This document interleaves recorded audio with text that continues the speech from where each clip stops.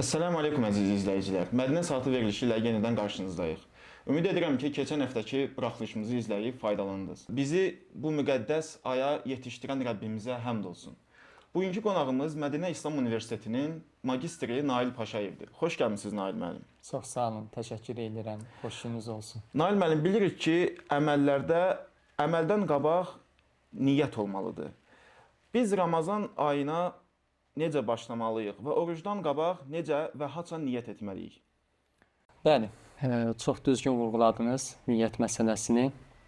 Bismillahirrahmanirrahim. Elhamdülillahi Rabbil alemin. Vessalatu vesselamu ala nebiyyina Muhammedin və ala alihi və sahbihi əcməin. Əmmə ba'd. Sizin də qeyd etdiyiniz kimi, bütün ibadətlərdən öncə niyyət önəmlidir. Əks halda niyyət olmadan ibadət gerçəkləşməz. Və oruc da əzəmətli bir ibadət olduğuna görə niyyətin olması şərtdir. Necə ki, Allah Rasulü sallallahu aleyhi və səlləm məşhur hədislərin birində buyurmuşdur ki, İnnəməl əməl bin niyyət. Həqiqətən əməllər niyyətlərə görədir. Yəni, insanın əməlinin ibadət olması üçün niyyət önəmlidir və şərtdir. Və eləcə də orucda. Lakin burada bir məsələ vardır ki, biz Ramazan ayına daxil olmadan öncə niyyət etməliyikmi, yoxsa Ramazanın içərisində də niyyət etsək, bu kifayətdir. Qeyd edək ki, bu məsələdə ixtilaf vardır. Ümumiyyətlə, Ramazan orucunun niyyəti haçan olmalıdır? Ramazanın ilk birinci gecəsimi, yoxsa hər dəfə, hər gecə Ramazan daxilində biz niyyət etməliyik? Birinci görüşə görə, Ramazanın hər gecəsi üçün ayrıca niyyət edilməlidir. Yəni, növbəti gün oruç tutmaq üçün hər dəfə sahurdan öncə, gecə ikən niyyət edilməlidir. Yəni, hər gün üçün müstəqil şəkildə niyyət edilməlidir. İkinci görüş budur ki, bütöv şəkildə, yəni Ramazanın 30 günü üçün və yaxud da ki, 29 günü üçün niyyət edilsə, bu kifayət edir. Daha doğrusunu Allah bilir və daha da doğru olan görüş budur ki, kim Ramazanın ilk gecəsi sahurdan öncə Ramazan orucu üçün niyyət eləyərsə, artıq bu kifayətdir. Fayda üçün qeyd edək ki, ümumiyyətlə vacib orucların hamısında öncədən niyyət edilməlidir. Yəni, nafil oruclardan fərqli olaraq. Bunlar da 4 cürdür, 4 növ orucdur, hansı ki, bunların hamısı vacibdir. Birinci oruc Ramazan orucudur. İkinci oruc nəzir orucu, üçüncü oruc qəza orucu, Ramazanın qəzaları, dördüncü isə kəffarı orucudur ki, bunların hamısında bəribaşdan oruca başlamadan öncə niyyət edilməlidir. Lakin nafilə oruclarda isə belə deyil. Kim sabahlarkən yemədən, içmədən artıq günəş doğduqdan sonra sabahlayarsa, oruc tutmağa niyyətlənərsə tuta bilər. Necə ki, Allah Rasulü sallallahu aleyhi və səlləm bir dəfə yuxudan oyandıqdan sonra yeməyə bir şey istəyir xanımlarından və ona deyirlər ki, evdə yeməyə heç bir şey yoxdur və Peyğəmbərimiz sallallahu aleyhi və səlləm deyir ki, mən artıq orucam. Və bu hədis ona dəlالət edir ki, nafilə oruclarında hətta günortadan belə niyyət etsən, əgər bəri başdan heç nə yemədən, içmədən sabahlasan, artıq nafilə orucunu tuta bilərsən. Lakin sadaladığımız oruclarda isə belə deyil, bəri başdan oruc üçün niyyət edilməlidir. Və eyni zamanda burada digər bir məsələ var. Əgər hansısa bir maneə baş verərsə, Ramazanın daxilində, içərisində olarsan, günlərin birində, misal üçün deyək ki, insan səfərə çıxar və yaxud da ki, xəstəliyindən dolayı oruc tuta bilməzsə, yəni arada bir kəsinti olarsa, bu zaman yenidən mi niyyət etməlidir, yoxsa onun əvvəlki Ramazanın başında etdiyi niyyəti kifayət edir? Cavab budur ki, əgər hansısa bir maneə baş verərsə, səfərlə və yaxud da ki, xəstəlikdən dolayı insan Ramazan orucunu kəsərsə və növbəti gün üçün isə niyyətlənərsə ki, Ramazan orucunu tutsun, bu halda artıq növbəti gün üçün gecədən niyyət etməlidir ki, onun Ramazanı davam etsin. Burada bir sual verim sizə. Niyyət dedikdə nə nəzərdə tutulur? Niyyət dil ilə deyilməlidir, yoxsa qəlbdə niyyət olunmalıdır sadəcə? Niyyət dedikdə insanın qəlbində həmin əməli etməyə əzm göstərməsidir. Yəni, bəzən görür ki, bəzi müsəlmanlar dəst namazında olsun, namazında olsun, ola bilsin ki, orucunda olsun. Bunu dilləri ilə tələffüz edirlər. Lakin bu Peyğəmbərimiz sallallahu əleyhi və səlləmin sünnəsində, eyni zamanda sahabələrin əməllərində varid olmamışdır. Yəni niyyətin yeri qəlbdir. Yeganə olaraq, yəni ümrə həcc ibadətində niyyət dil ilə tələffüz edilir. Ləbbeyk Allahumma həccən, ləbbeyk Allahumma umrətən. Bu sünnədə varid olub. Lakin yerdə qalan ibadətlərin hər birində niyyəti dil ilə tələffüz etmək bu dinimizdən deyil, şəriətə müxalifdir və eləcə də oruç tutan şəxs qəlbinə niyyət etsə, bu kifayət edir. Əslində bu insana çox rahatlıq verən bir məsələdir. Bəli. Mücərrəd olaraq insanın sabah oruc tutacağını bilməsi artıq niyyət olaraq keçərlidir. Bəli, bu Və kifayət artıq edir. başqa əlavə bir şeylərə ehtiyac yoxdur. Bəli. Və həmçinin bilirik ki, Ramazan orucu bütün müsəlmanlara vacibdir. Bəs bu Ramazan orucunu tuta bilməyən, bacarmayan, istər xəstəlik səbəbindən, istər müəyyən xüsusi vəziyyətlərə görə tuta bilməyən insanlar nə etməlidir? Onlar üçün bir üzr varmı?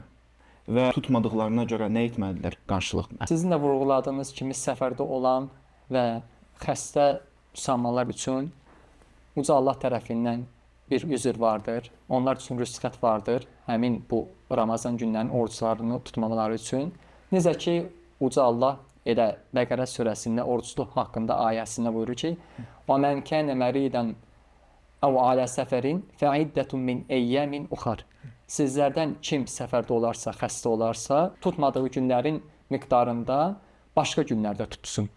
Və bu ayə də ona dəlalət edir ki, kim səfərdən dolayı və yaxud da ki, xəstəliyindən dolayı bu günlərdə oruç tutmazsa, artıq Ramazan bitdikdən sonra tutmadığı günlərin qəzasını tutur və bu qəzanı da növbəti Ramazana daxil olmadan artıq tutub bitirməlidir. Və bu da eyni zamanda Allah-u Teala'nın qullarına olan rəhmətindəndir ki, asanlıqdır, əlhəmdülillah. Kim bacarmazsa, yəni Ramazandan dərhal sonra qəza oruclarını tutmamağa, növbəti günlərdə tuta bilər. Hətta gələn Ramazana qədər, necə ki, Ayşə anamız, Allah ondan razı olsun, ondan rəvayət olunur ki, o Ramazana hətta bir ay qalmış qəza oruclarını Şaban ayında tutardı. Bəli. Bəzi insanlar işlədiklərinə görə və təhsil aldıqlarına görə oruc tuta bilmirlər və yaxud da bunu özlərinə üzr bilirlər. O xüsusən gənclər arasında çox verilən sualdır. Təhsil aldıqlarına görə, işlərinə görə oruc tuta bilmirlər və çox vaxt bu barədə sual verirlər ki, mənə üzr varmı, mən nə etməliyəm? Buna görə, bu səbəblərə görə oruc tutmamaq nə dərəcədə düzgündür? Az öncə də qeyd etdiyimiz kimi Uca Allah oruc tutmamaq üçün üzümlü səbəbləri qeyd edib, həmin o qeyd etdiyimiz ayədə səfər və xəstəlik. Və qeyd etdiyiniz işlə bağlı Allah-u Teala istəyirəm ki, ola bilsin, bəli, onlar üçün asanlaşdırsın, işlərini yüngülləşdirsin. Ola bilsin, hansısa müsəlman ağır bir işdə işləsin, onun üçün məşəqqət olsun. Və eyni zamanda tələbələr və şagirdlər üçün də onu qeyd edək ki, əksinə Ramazan ayı onlar üçün fürsətdir. Yəni dərslərinə daha yaxşı hazırlaşmaq üçün, imtahanlara hazırlaşmaq üçün. Ramazan ayında gümrahlıq insana daha da çox gəlir. Əksinə ac qarnına dərslərə hazırlaşmaq daha da yaxşıdır. Nəinki tox qarnına. Çünki tox qarnına hazırlaşmaq insanda tənbəllik yaradır. Və nəzərə alsaq ki, Ramazan ayı bərəkətli ayıdır, ibadət ayıdır və sən əgər Allahın əmrini yerinə yetirsən, Allahdan qorxsan, əksinə Allah-u Teala sənin üçün bu dərslərini asanlaşdırar. Və önəmli olan sənin Allahın əmrini yerinə yetirməyindir.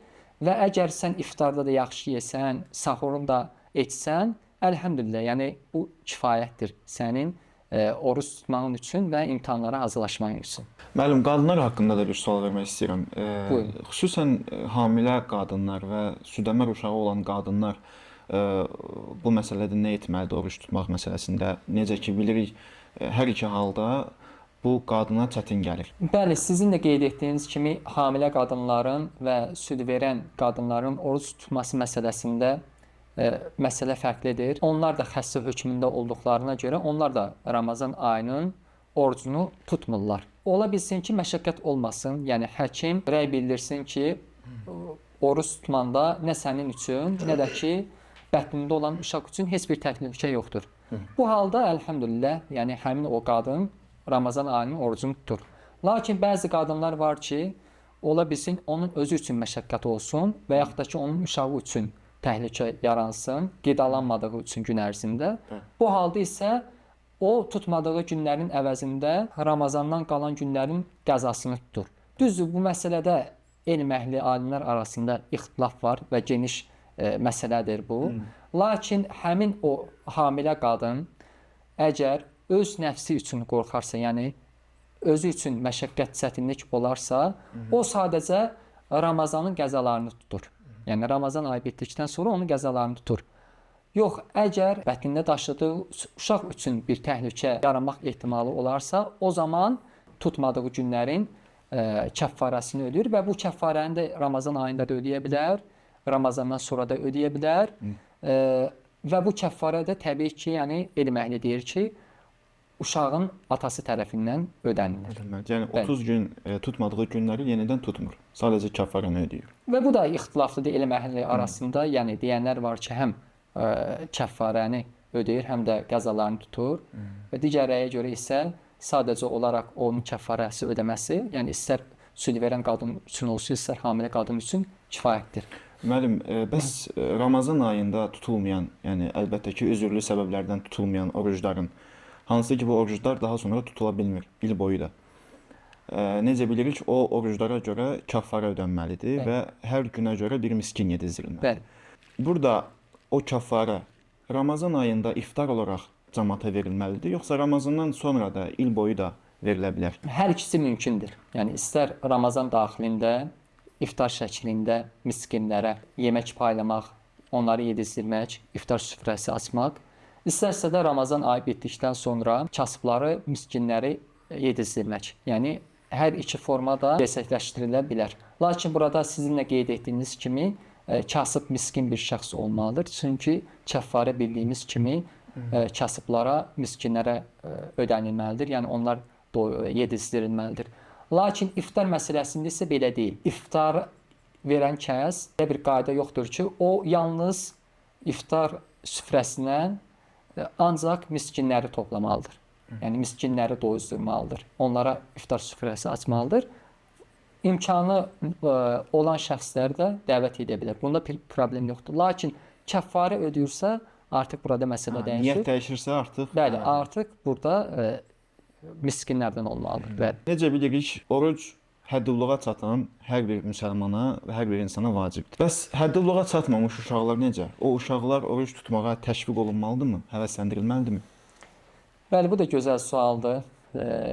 Bəzən görürük ki, müsəlman ailələrində böyüklər, həddubuluq yaşına çatan şəxslər oruc tuturlar və təbii ki, müsəlman ailəsində böyüyən uşaqlar da bu mənzərəni görürlər və onlar da həvəslənirlər oruc tutmaq üçün. Əlhəmdülillah, bu da gözəl bir fürsətdir onların oruc tutması üçün və o oruca alışmaları üçün.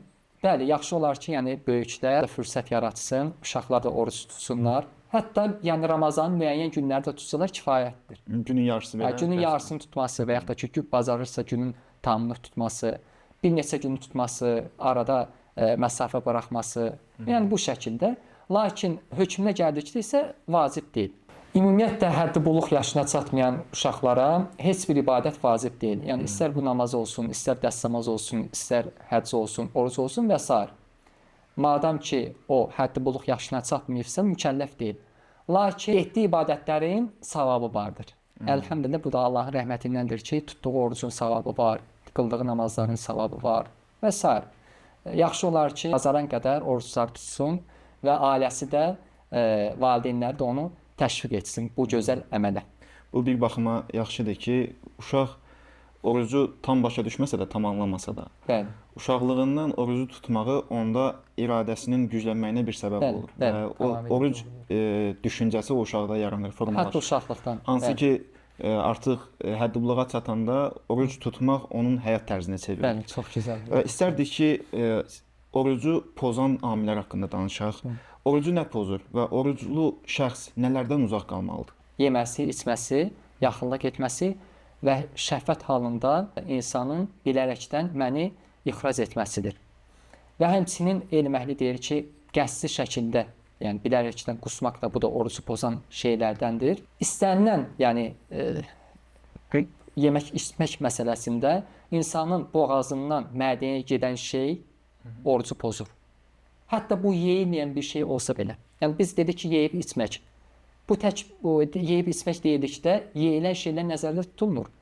Ola bilsin insan torpaq yesin, götürsün, torpaq yesin, o mədəsindən boğazının mədəsinə getsin. Bu artıq orucunu pozmuş sayılır. Və yaxud da ki, qatı tüstü bilərəkdən özünü tüstüyə versin və onu dərindən nəfəsinə çəksin. Bu artıq orucu pozmuş olur. Yəni bu da orucu pozan amillərə aiddir. Məmulatları kimi məsələn. Bəli, bəli, hətta siqaret, hansı ki bu tüstü formasındadır. Necə ki məlumdur, elm əhlinin də dediyi kimi siqaret də orucu pozan amillərdəndir. Müəllim, izləyicilərimizə maraqlıdır ki, xüsusi dərman qəbul etmək və oruclu halda iynə vurmağın hökmü nədir? Burada da təfsilat var.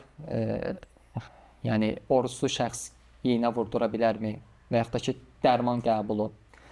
Dərman qəbuluna gəldikdə isə dərman qəbul etmək insanın boğazına, mədəsinə daxil olduğu kimi, daxil olduğu üçün birmənalı şəkildə orucu pozur. Və həmin o şəxslərə Allahdan şəfaət edirik. Ola bilsin ki, hətta Ramazanda da dərman qəbul etsin. Və bu halda əgər bacarırsa, oruclu olmadığı vaxt, yəni iftarını açdıqdan sonra ta sübh namazın vaxtı daxil olana qədər olan müddətdə dərmanı qəbul etsin. Yox, əgər onun dərmanı mütləq şəkildə gün ərzində olmalıdırsa, yəni oruçlu olduğu halda, bu halda onun üzərindən həmin o oruçluğun vacibliyi düşür. Xəstə hökmündədir və Ramazan ayı bitdikdən sonra tutmadığı günlərin sadəcə olaraq qəzasını tutur. İynə məsələsinə gəldikdə isə, əgər bu vurulan iynə qidalandırıcı vitamin iynəsidirsə, bu artıq insanın orucunu pozmuş sayılır.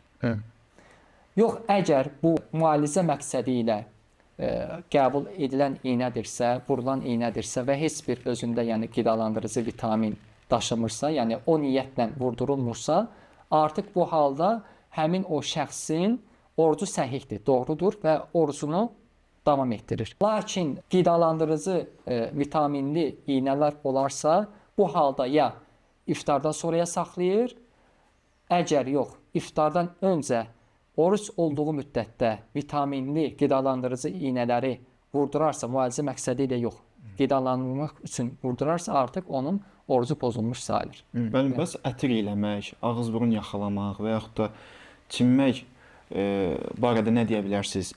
Oruclu insan bu şeylərdən uzaq dayanmalıdır və yaxud əksinə bu şeylərdə heç bir problem yoxdur? Bu da çox soruşulan suallardandır. Yəni oruclu kəs ətirlənə bilərmi, ətir qoxlaya bilərmi, ağzını və burnunu yaxalamaq məsələsi, duş qəbul etmək, diş fırçalamaq, misvaklamaq və s.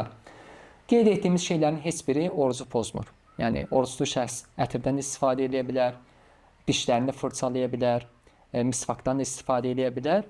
Lakin bu məsələdə yenə də ehtiyatlı olmaq lazımdır ki, dişləri fırçalayarkən və yaxud da ki, misvakdan istifadə edərkən onun saçaqları və yaxud da hansısa maddə boğaz vasitəsilə mədəyə getməsi. Eyni zamanda ağız burnu yaxalayarkən də bilirik ki, oruclu olmayan üçün necə ki Allah Resulü sallallahu aleyhi və səlləm oruc olmadığı hallarda burnuna dərindən su alardı, dəstəmaz alarkən. Lakin oruclu olduğu halda isə onu dərindən almazdı. Çünki dərindən alarkən onun boğaz vasitəsilə mədəyə getmək ehtimalı var. Dərindən almamaq şərti ilə burnunu yaxalamaqda da, ağzı yaxalamaqda da heç bir problem yoxdur. Yəni bu, madam ki boğaza getmir, bu orucu pozan şeylərə daxil deyildir. Xanımları maraqlandıran bir-iki sual verəcəm. İftardan qabaq, necə bilirik, yemək pişirildiyi zaman o yeməyin dadına baxmaq və yaxud da saça xına rəng qoymaq, bu kimi şeylər haqqında zəhmət olmasa bir məlumat verərsiniz. Bunlar da orucu pozan şeylərə daxil deyil. Qeyd etdiyiniz yeməyin dadına baxmaq və yaxud da ki, xınadan istifadə etmək, saça rəng qoymaq, saçları boyamaq və s. Bunlar da orucu pozan amilləri daxil deyil və yəni qadın əgər oruclu halda yemək hazırlayarsa və iftardan öncə yeməyin dadına baxmaq istəyərsə, heç bir problem yoxdur. Yeməyin dadına baxa bilər. Lakin bir şərtlə ki, onun boğazına daxil olmasın və sadəcə olaraq yəni kiçik miqdarda dili ilə onu yoxlasın, dadını yoxlasın. Duzludurmu, duzsuzmu və s. bu şəkildə. Yəni bunda heç bir problem yoxdur. Yəni yeməyin dadına baxa bilər. Və həmçinin də saçlarını boyaması məsələsi, xınadan istifadə etmə məsələsi, bunların heç birisi oruca təsir etmir. Çünki burada orucu pozan heç bir amil yoxdur. Nə bədəni qidalandıran şey var, nə iynə var. Hansı ki biz az öncə qeyd etdik ki, onu iynə vurdurmaq məsələsində və yaxud da ki boğaza daxil olan hansı bir şey olmadığına görə bunlar orucu pozan amillərdən deyildir. Naim, bəzi insanlar orucu gün batandan sonra deyil, hava qaralandan sonra açırlar. Hətta ulduzları görürlər və ondan sonra orucu açırlar. Bu nə dərəcədə düzgündür? Bu məsələ də geniş yayılmışdır müsəlmanlar arasında. Burada iki hal baş verə bilər. Birinci, o buna etiqad eləyərsə ki, gün batdıqdan bir neçə dəqiqə sonra, 15-20 və yaxud da ki, yarım saat sonra, hətta ulduzlar görünənə qədər müddət keçməlidir ki, mən orucumu açım. Buna etiqad edir və bu vaxtı orucunu açır. İkinci hal isə o buna etiqad etmir, sadəcə olaraq ehtiyat baxımından orucunun iftarını gecikdirir. Hər iki halda xətadır.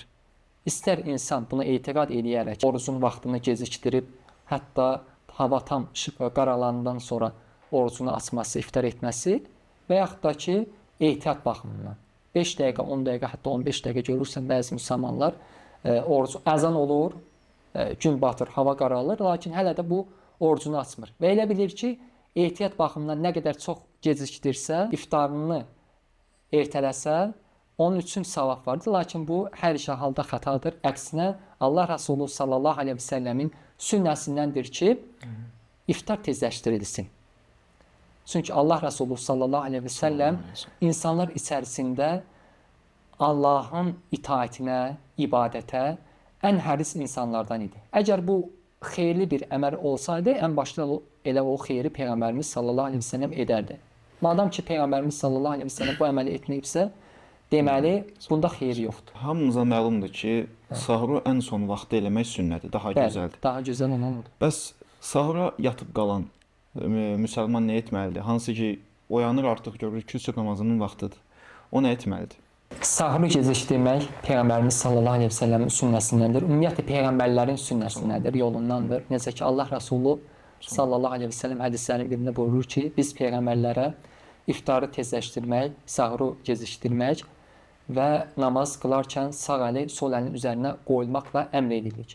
Və bu da onu göstərir ki, bu sünnə tək Peyğəmbərimiz Muhammed sallallahu aleyhi və səlləmin sünnəsindən yox, ümumiyyətlə bütün Peyğəmbərlərin sünnəsindəndir. Və buna görə də hər bir müsəlman iftarı tezləşdirməklə yanaşı, eyni zamanda sahur etməlidir və bunu sahuru ən son vaxtda saxlamalıdır.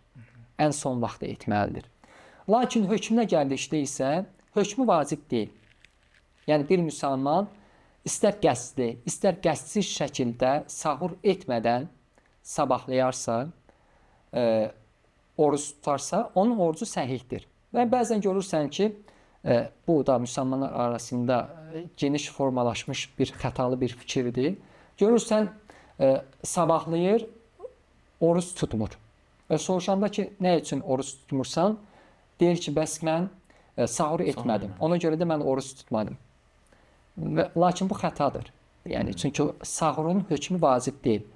Kim istər qəsdi, istərsə də qəsdi şəkildə sahur etmədən artıq dan yeri sökülüb, yəni fəcr doğub, sübh namazının vaxtı daxil olub, orucunu əlhəmdülillah davam edir. Orucunu tutur. Lakin sahuru etmək sünnədir. Necə ki, Peyğəmbərimiz sallallahu aleyhi və səlləm buyurur ki, sahur edin, həqiqətən də sahurda bərəkət vardır və həqiqətən də yəni insanın gün ərzində cümrah olmasında, özündə güc qüvvət tapmasında, digər ibadətlərini daha cümrah, daha güclü qüvvətli yerinə yetirməsində sahurun böyük bir önəmi var. Və daha da yaxşı olan odur ki, yəni sahurda qüvvətli, yəni qidalandırıcı şeylər yeyilsin ki, hətta insan orucunu cümrah şəkildə tuta bilsin. Və hətta su ilə olsa belə, hətta bir stəkan su olsa belə, onda bərəkət var, əlhəmdülillah. Yəni qalxdın, gördün ki, 1-2 dəqiqə qalıb azanın olmasına fürsət yoxdur nəsə yeməyə.